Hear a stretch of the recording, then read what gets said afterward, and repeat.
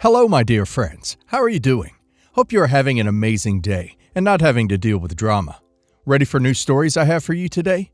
Let's go to the first one. And don't forget to listen to the end of the story, guys, to hear my insights. Enjoy the stories. And don't forget to like and subscribe. And of course, don't forget to leave a comment. The past 3 weeks have detonated everything I thought I knew about marriage, family, sisterhood, and loyalty. I'm 34. My husband David is 36, and my sister Emma is 28. We grew up inseparable. Emma's the yin to my yang, the one who dyed her hair mermaid colors at 16 while I studied AP Bio. Somehow our differences meshed. We texted daily memes, swapped clothes, shared passwords. Mom used to joke that if I ever had a diary, Emma kept the key. David and I met 8 years ago when my best friend dragged me to a trivia night. He knew every obscure Star Wars planet. I identified every Jane Austen opening line, and we tied for first. We married after 2 years, rented a shoebox while we saved for a down payment, rescued a huge orange cat, and agreed on exactly 2 life goals: adopt a second cat eventually, and raise at least 1 child we made together. The kid part turned out to be harder than personality quizzes make it sound.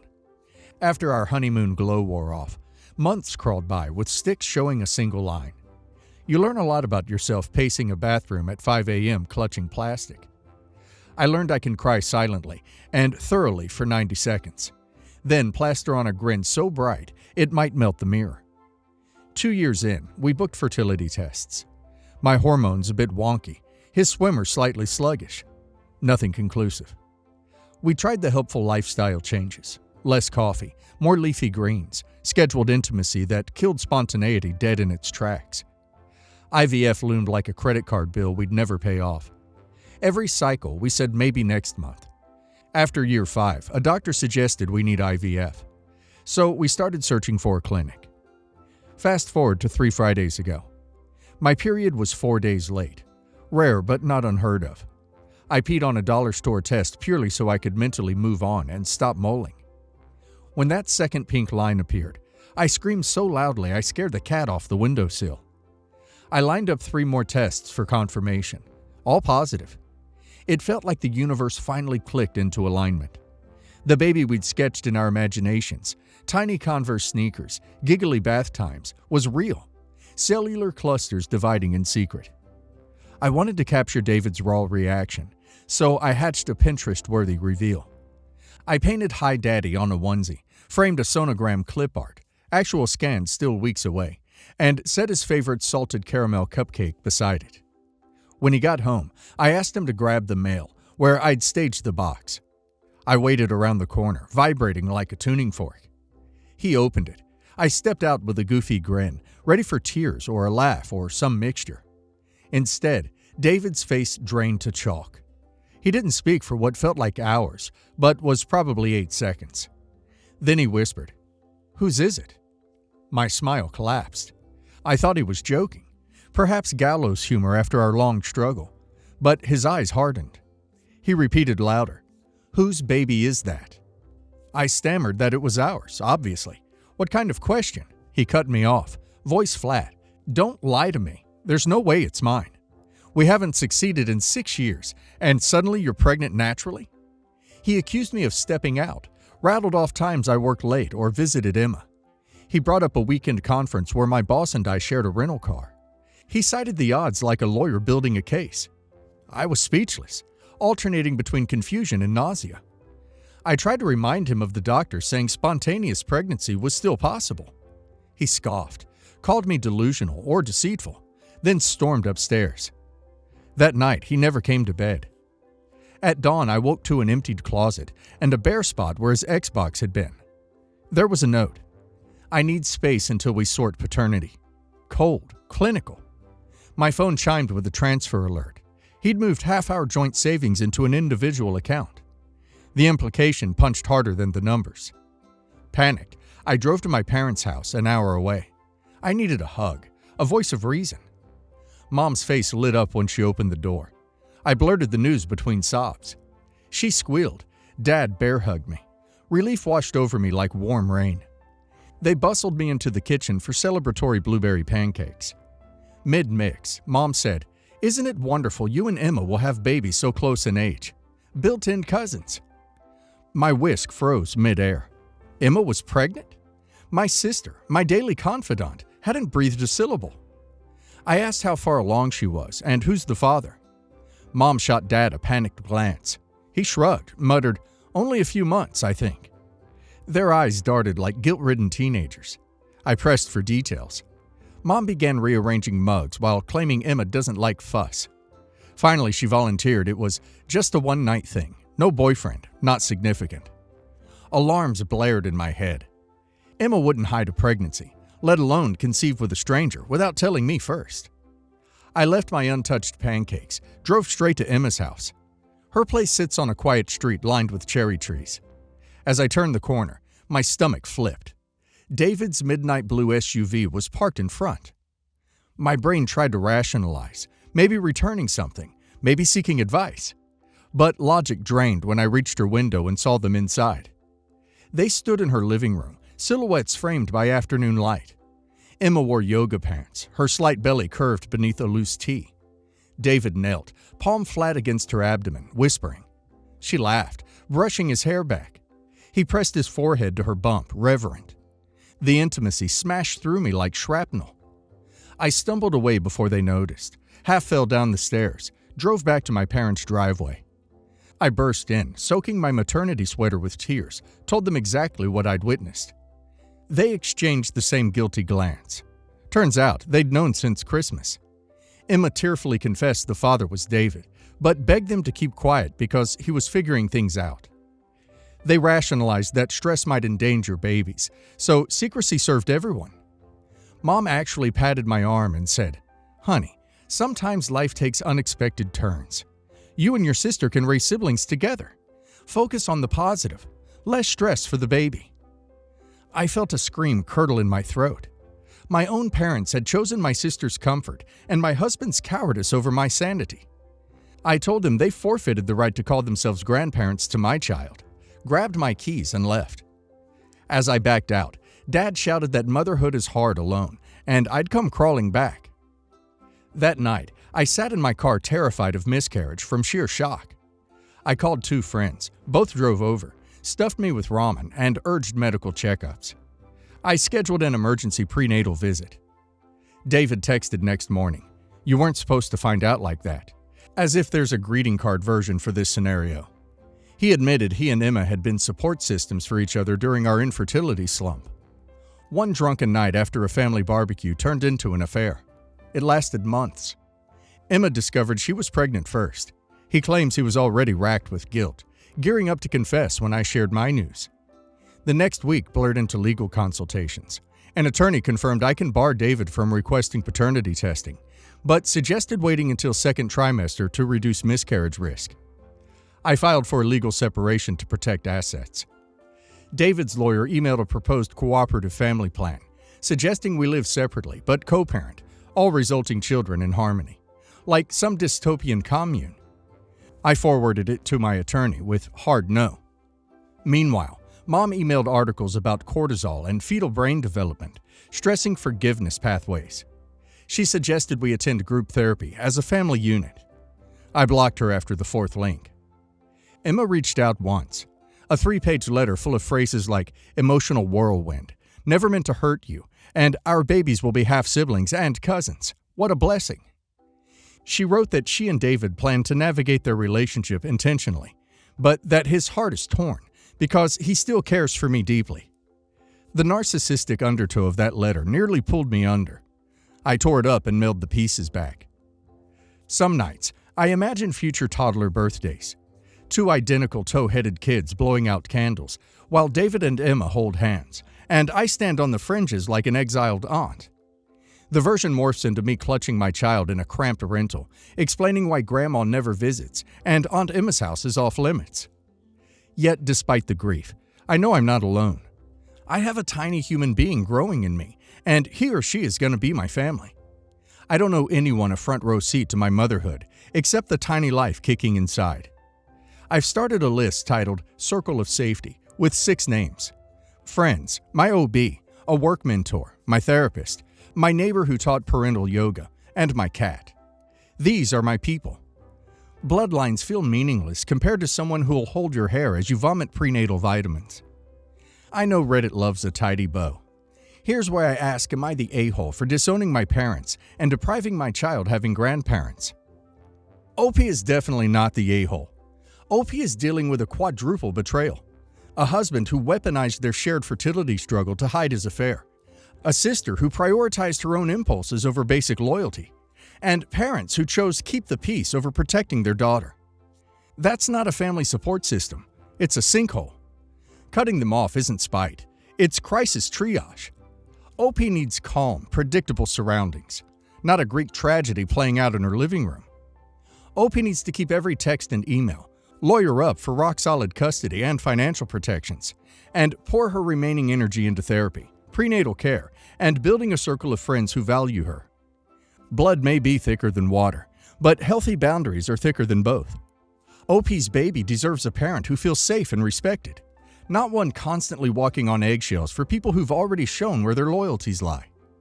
OP needs to stick to her no-contact plan and let the fallout be their problem.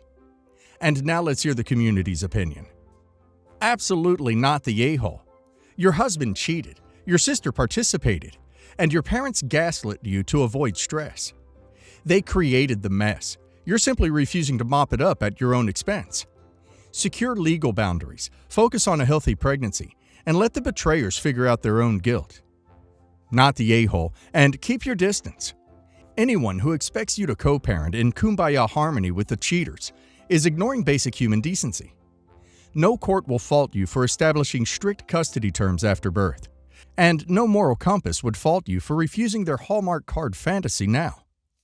Not the a-hole, and kudos for decisive action. You drew a clear line, honesty and respect on one side, deceit on the other. Your parents chose convenience over your emotional safety. Your sister and husband chose betrayal. Holding firm boundaries is the healthiest thing you can do for yourself and your child. Backstory. My husband and I met at a get-together hosted by my best friend. We started up a conversation, and I realized that we have so much in common, and the same sense of humor, which is a major thing for me. Can't be fake laughing or with someone who doesn't get my humor. We started dating after 3 months of talking and getting to know each other. We've been together for 3 years, engaged for 6 months, and now we're married. His sister, female 30, never really warmed up to me. She always had this notion that I'm stealing her best friend, brother, away from her. Husband would always come to sister-in-law's rescue whenever she was in trouble and enable some of her behaviors, which he sees now. His parents and other siblings and I get along so well. So my husband, male 28, has 3 other siblings. Sister-in-law is not really close with her other siblings due to a fallout, where husband took sister-in-law's side. A story for another day, but husband is now regretting doing so. Sister-in-law is married to Kay, male 34, and they have 2 kids, and she's currently 6 months pregnant with twins. Fast forward to the wedding day. Everything went well, no objections were made. Then we got to the reception. I guess that's when my sister-in-law thought it would be a great time to announce that she's expecting twins and turn my wedding into a gender reveal. Okay. Mind you, she didn't even discuss this with me or my husband. She's walking around giving people these cute little party pack boxes. Everyone is confused. Her parents are turning red in the face. I decide to ignore it. Sister-in-law goes up on the stage, takes the mic, and lets people know what the party packs are for. And she's gonna count down, then people can open them to reveal the gender. I'm guessing their reactions weren't what she was hoping for, cause 5 minutes after opening the boxes, people were still clearly shocked at her audacity and didn't react. She turned to look at me and my husband and asks, "Well, what do you guys think? Isn't it exciting? I thought it would be a great wedding present for you guys." Excuse me? Husband went to talk to her and I just ignored her, because I could not find it into me to be bothered. Later in the night, at 23:30, we get a call from sister-in-law's husband, berating my husband about letting me ignore my sister-in-law's announcement and not appearing excited. Apparently, sister-in-law's been crying since they got back, going on about how not only did I take her brother, best friend, from her, but I also ruined this day for her, as it was a way of her showing me that she accepts me into the family. What? Am I the a-hole for ignoring my sister-in-law? Not the a-hole. Your sister-in-law, however, self-centered and tried to piss on your parade. Unfortunately, she did it against the wind. You acted classy, way more classy than a majority of the people would have. And I'm guessing this will further help your hubby to stop enabling his sister and maybe go low contact. Not the a-hole. She wanted you to react because either way she would have won. Either you'd be forced to make the day about her, or your husband would be forced to rush to her aid if you got mad, and she'd be able to play the victim. By not reacting, you took all her power away, and she was left looking like a jerk. Seeing as sister-in-law decided to turn your reception into her gender reveal party, kindly present her with the bill for 50% of the reception costs. Just kidding. That won't help. Instead, keep enforcing boundaries and go low contact with her and her entitled husband. Not the a-hole. I'm a 42-year-old female. I have 3 kids, 18, 15, and 13. I share with my husband, 46. My husband and I have been together for 20 years and married for 16. He has a daughter from a previous relationship, 22. We each have our own personal accounts, but we do share a joint account. Our household rules for our teenagers wanting to obtain a vehicle is that they have to have a job or be in school. We've just obtained our oldest a vehicle. My stepdaughter Allison came to us after finding out our oldest now has a vehicle. She goes on about how it's hard to get around. I simply ignore her pleas, and I have my reasons. My husband and Allison's mother have her spoiled, which has made my relationship strained with her. Obviously, she'd been talking to my husband about wanting a car, but he hadn't mentioned any of it to me because he knew what my response would be. Yet that night, he mentions it to me that it wouldn't hurt if we bought her a car. I tell him no, and my answer is final. Allison doesn't work, nor does she go to school. She dropped out of college her first year. College is not for everyone, I understand that. Her last car was wrecked due to her racing a friend. They were lucky to have walked away with minor injuries, but we were stuck with paying for damages to the house she ran into. My husband has been paying her rent and utilities faithfully for the last year and a half. It was supposed to only be for 6 months because she lost her job during virus.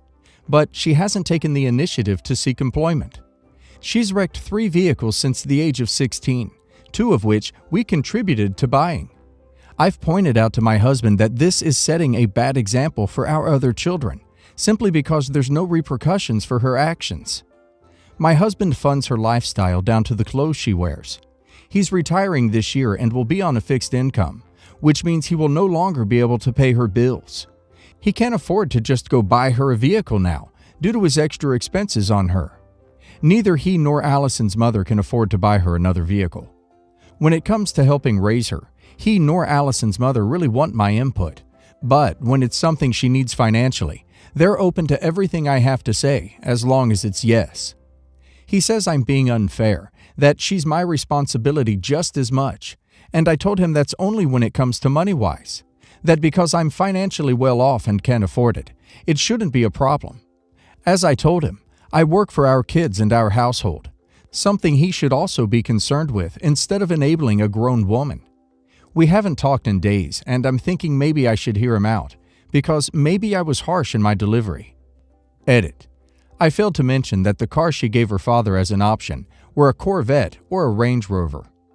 Not the a-hole at all, and I would absolutely refuse to contribute. This is about a pattern of them not being responsible and nothing to do with you being the step-parent or being mean. It sounds like there are some deeper issues here with your spouse that need to be addressed, though. Hard not the a-hole. A Range Rover? I wish I would tell my parents that's the type of car I want them to buy me. She's wrecked 3 cars, doesn't have a job, isn't in school, and her dad pays for her rent. I wouldn't touch this with a 10-foot pole. Not the a-hole, for all of the reasons you listed, and the cars she wants are ridiculous. I hope you have a plan for when your husband retires and can't pay for his stepdaughter at all, or you're going to have a major conflict on your hands. So I, 27 male, am not well off by any means, but I make enough to sustain my life and pay my bills and such. My sister, 23 female, can barely hold down a job and lives with my parents. Recently, my sister called me and asked me if she could borrow $500 from me. I asked her what for, and she said she needed it to go partying with the girls. The last time I lent my sister money for something like this, she came home smashed, and my parents called me up and berated me for enabling her party girl behavior. Growing up, they've always blamed me for the mistakes my sister makes in life. I simply told my sister no, and when she asked why, I told her it was because of the reasons listed above. This prompted her to lose her minds, saying I'm a terrible brother, that I've never wanted to make her happy, and that I've always been a suck-up to my parents. Not true. Quite the opposite, actually. I just hung up on her, and because of this, she decided to tattle on me to my parents. They called me up and just told me to give her the money to get her to shut up. I told them the reason why I wouldn't, and now they're upset at me. So, did I mess up here? Edited to add. She never paid me back last time. I didn't really care since it wasn't a lot of money. I'm not entirely sure why she needs $500 specifically. My sister is a mystery to me sometimes. Not the a-hole. I hate to say it, but your sister is insanely manipulative. She clearly has a problem if she A. spending $500 on partying, B. willing to use that much of someone else's money to party, C. getting so upset because she potentially can't party. As someone who used to party too much and drink too much during her first year of university, she needs to see a counselor to get to the root of all of this. Please, OP, know that you are not responsible for someone else's happiness. People are responsible for their own happiness, though outside factors can influence it, but she shouldn't be getting her happiness from partying and using someone else's money to do it. What she did was manipulation when she didn't get what she wants. Not the a-hole. You got yelled at for giving her money, and yelled at for not giving her money. Might as well go with the option that lets you keep $500. Tell your parents to give her money. Your sister is a spoiled brat. Is it your fault? They berated you for giving her the money the last time, but wants you to give it to her this time. Dude, not your issue, and you're not the a-hole. Go no contact with them and recommend therapy because this is twisted. You are not responsible for supporting your sister's party lifestyle. Update. So, looking through the comments, I realized it was wrong of me to use my parents as the reason why I wouldn't give my sister money. I guess my intention was to say that I don't want to repeat my mistakes of enabling her, but the way I went about it wasn't the best. The day after the original post occurred, I called up my parents and told them that I was sorry, that I used them as the reason why I didn't want to give my sister money. They said in a smug tone, "Yeah, you should be." And then afterwards, I calmly told them that while I was sorry, I am not going to give my sister money because she doesn't need $500 to go partying, and if it was such a big deal, they can pay for her.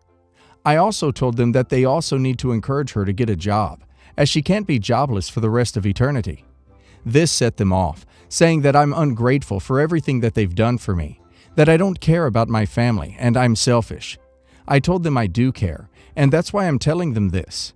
This didn't register with them, and they started screaming so loudly to the point the most I could make out was them calling me names. I just told them that we'd talk again when they calmed down and hung up on them. Later that night, my mom texted me and told me that if I don't help, my sister will remain a good-for-nothing waste of life and will probably need to seek out S-work in order to get by. I was honestly shocked by that. Like, I myself feel like my sister is a bit of a deadbeat, but I still loved her either way. The only thing I sent back was, "I'm sorry to hear that." Then I blocked her and my dad. My sister and I are sorting things out, and pretty well actually. She came over to my place the day after my parents contacted me, and we had a chat. She told me she was sorry for the way she acted, and that she wanted to make things better with me. We're slowly rebuilding our relationship. As for my parents, I've cut them out of my life, cause I now see what they really are. Despite having a good job, my brother is cheap. A few years ago, he bought a fixer-upper for a reduced price. It was a complete mess, but he moved in and said he would fix it up himself. The house needs more than a few repairs and some paint, and my brother has no renovation experience or skills. The house has no basement stairs. When the hot water tank broke, he couldn't find anyone to fix it because there was no way to get a person and their tools down the rickety ladder. He hasn't had hot water for over 2 years. None of the rooms have doors. The kitchen has no sink. Only one room is painted, and it looks like a 5-year-old did it, and the attic isn't sealed. He uses rainwater to shower and wash his clothes. He has an outhouse in his yard. The house has a functional shower and toilet, but even if he had hot water, he doesn't want to run up his bill. He reuses floss, and whatever food he doesn't grow himself, he gets from dumpsters outside restaurants or from the dollar store when it's close to expired. His wardrobe is falling apart because he won't buy new clothing. He refuses to buy an air conditioner, and we have many days when it's over 100 degrees and his house gets unbearable. He was engaged, but I don't think she realized the extent until they moved in together. She didn't want a huge white wedding, but my brother wanted to barter to get the license fee paid, and didn't want to spend anything on the wedding. His plan was to have a friend get ordained and get married in his yard, in clothes they already had, and not feed anyone. Just send them home after the vows. No photos besides cell phone ones taken by the guest. He wouldn't even entertain the idea of having a barbecue because he said it was too expensive. For her birthday, he got her dead flowers he stole from a funeral home and takeout he got from a dumpster. They only lived together for 3 months before she left. Our parents say it isn't his fault, and his girlfriend wanted material things instead of loving him like he is. They are blaming her. When he complained to me, he expected me to agree. I said it's not materialistic to want to use electricity instead of flashlights, or use an indoor bathroom, or eat food that wasn't from a dumpster. I also said it was insulting to expect people to come to your wedding and act as unpaid photographers and not even feed them. I said the breakup was his fault, not hers. Now he's not talking to me, and our parents expect me to apologize for upsetting him. I refuse to apologize because I believe he is wrong, and they are enabling him. I don't think there is anything wrong with being frugal, but my brother is on a different planet. My parents won't stop insisting I am wrong for mistreating my brother. Should I have just agreed when he complained about the breakup? Tell me, was I wrong for giving an honest opinion? Not the a-hole. She's not materialistic. She wants common things like hot water and the ability to go into the basement or food that's not from the dumpster. That's unsafe and hazardous. Who would be okay with living like that? That's unacceptable. You're right, OP. Not the a-hole. There's cheap and thrifty, but this is something else. He needs help. Yep, there's a huge difference between being frugal, thrifty, and being miserly. Frugal is not willing to spend $100 for a t-shirt, but will go to a thrift store and pick up a good quality t-shirt, and occasionally splurge on something personal, i.e., an annual cruise. Buying mostly affordable things without significantly compromising on quality and safety. Miserly is the brother who will do anything and everything to save a penny, like waiting until clothes become hole-ridden rags before buying a cheap and poor quality $3 t-shirt, and other things, despite significant inconvenience, and sacrificing personal comfort and safety. I have an uncle who I'm going to call Hal. Hal is 2 years younger than me, so we pretty much grew up together. Hal is a good guy, but when it comes to his wife Cindy, the entitled mom in this story, he simply has no backbone. They have a 6-year-old daughter and a 9-year-old son. Almost a year ago, Cindy decided that they were going to go vegan. It wasn't a discussion, it was a declaration. Their house was going animal-free. Hal and the kids went along with it, no major protests, though Hal would still eat meat when he was not around her. This summer, they sent their son to camp for 8 weeks. While he's gone, they wanted to take some time and go away for a week by themselves, so they asked me to watch my little cousin for a week. I already have 6 of my own kids living here, so duck it, what's one more? Sure, she can stay the week. So they head off to somewhere in Florida, and I go about my babysitting duties.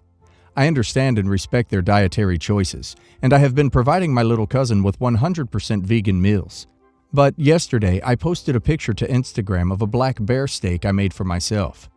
Well, Cindy calls me, flipping out, for cooking meat while her daughter is under my roof, accusing me of trying to convert her back to a meat eater. She then tells me, not asks me, not to make any more meat until they get back and take their daughter home. I told her that she was being ridiculous, and that while I was happy to feed her child vegan meals, I will not be told what I can and cannot eat in my own home. I'm making chicken fried venison with sausage gravy and biscuits for my girlfriend, kids, and myself for breakfast this morning, and I'm making my little cousin blackberry oatmeal and a just egg omelet with peppers, onions, and mushrooms. I'm gonna post a pic of our breakfast to IG and then turn my phone off, because I'm an a-hole now. She is welcome to fly home today and rescue Precious. Heck, that you even fed her vegan is above and beyond. Not the a-hole, obviously. It's already enormous of you to take in the kid and provide vegan meals when you're not vegan yourselves.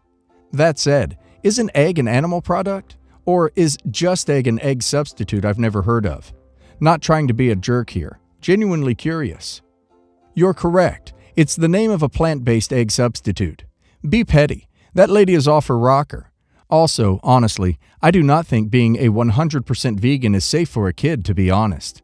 Vegetarian, yes. Vegan, no.